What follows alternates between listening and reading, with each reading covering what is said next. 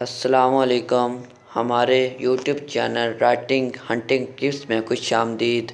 आज मैं आपको इस वीडियो में उर्दू इम्तिहानी पर्चा हल करने का तरीका बताऊंगा, जिससे आप गंदी राइटिंग से अच्छे मार्क्स हासिल कर सकते हैं। सबसे पहले आप आंसर शीट पर डबल कट मार्कर से लाइनें लगाएं। फिर इसके बाद आप सवाल नंबर 2 की हेडिंग दें। फिर उसके बाद आप अशार की तशरीह की हेडिंग दें। फिर उसके बाद हिस्सा नज़म लिखें। फिर हिस्सा नज़म लिखने के बाद आप नज़म का अनवान लिखें, शायर का नाम लिखें, मफ़हूम लिखें, तशरीह लिखें। और जो चीज़ आपने मार्कर से लिखी है याद रखें, उसके नीचे डबल कट मार्कर से लाइन ज़रूर लगाएं, जिससे चेक करने वाले पर अच्छा इंप्रेशन पड़ेगा, जिससे आप ज़्यादा से ज़्यादा मार्क्स हासिल कर सकते हैं। और जब आपने तशरीह लिखनी है तो ये याद रखें, अगर आप शेर की तशरीह लिख रहे हैं तो आपकी शेर की तशरीह की लेंथ 1.5 से 2 सफ़े की होनी चाहिए। इससे ना ही ज़्यादा होनी चाहिए, ना ही इससे ज़्यादा कम होनी चाहिए।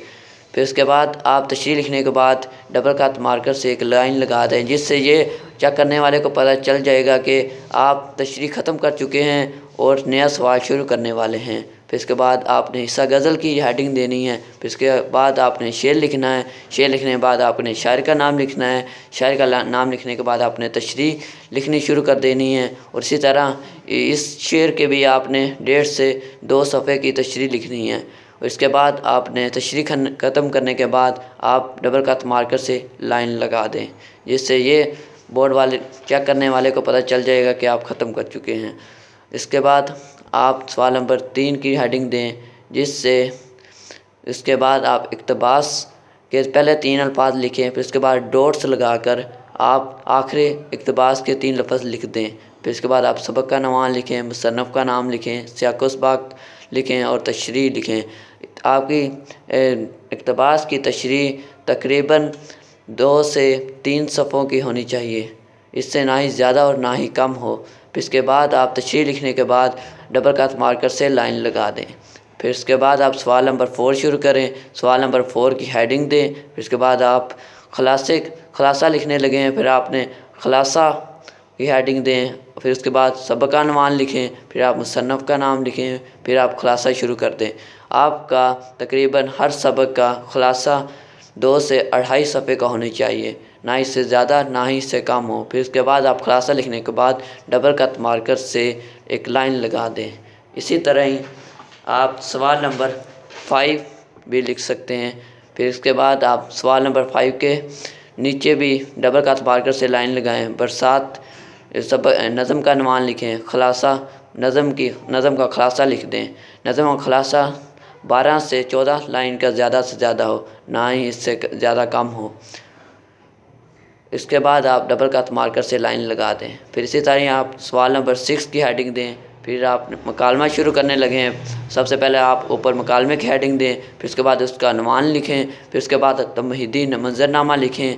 फिर उसके बाद आप मकालमा शुरू कर दें। तमहीदी मंज़रनामा का मतलब कि आप मकालमा शुरू होने से पहले जो मंज़र था वो लिखें। उसके बाद मकालमा लिखने के बाद आप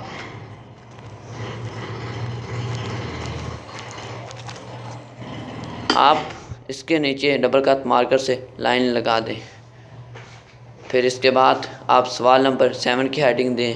फिर इसके बाद आप दरख्वास्त के अनवान लिखें। फिर इसके बाद आप बख़िदमत जनाब शुरू करें। फिर उसके बाद आप अनवान इस तरह लिखना है कि दरख्वास्त बराए फ़ीस माफ़ी। यह आपने जो ऊपर वाला लिखा हुआ है ना अनवान, इस तरह का नहीं लिखना, ये लिखना है दरख्वास्त बराए फ़ीस माफ़ी। फिर इसके बाद आपने जनाब आली मार्कर से भी लिख सकते हैं, पेन से भी लिख सकते हैं। इसके बाद आप अपनी दरख्वास्त शुरू कर सकते हैं।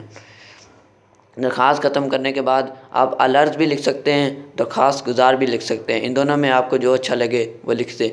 अलर्ज भी आप मार्कर से लिख सकते हैं। फिर इसके बाद आप दरख्वास्त ख़त्म करने के बाद डबल कट मार्कर से लाइन लगा दें।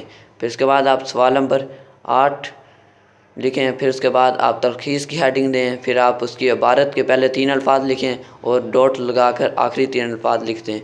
फिर इसके बाद आप कुल अल्फाज जो आपके इस तलख़ीस में मौजूद हैं वो कुल अल्फाज गिन कर लिख दें। फिर उसके बाद आपने जितने लिखने हैं तलख़ीस का मतलब है कम से कम करके जितने आप लिख सकते हैं उतने इधर वो तलख़ीस शुदा अल्फाज लिख दें।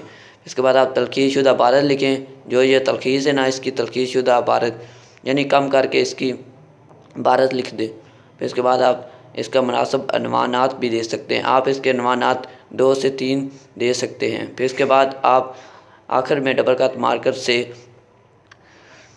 लाइन लगा दें। फिर उसके बाद आपका पेपर ख़त्म हो गया। इस तरह आप अच्छे से अच्छे मार्क्स हासिल कर सकते हैं और चेक करने वाले पर अच्छे से अच्छा इंप्रेशन डाल सकते हैं। वास्सलाम।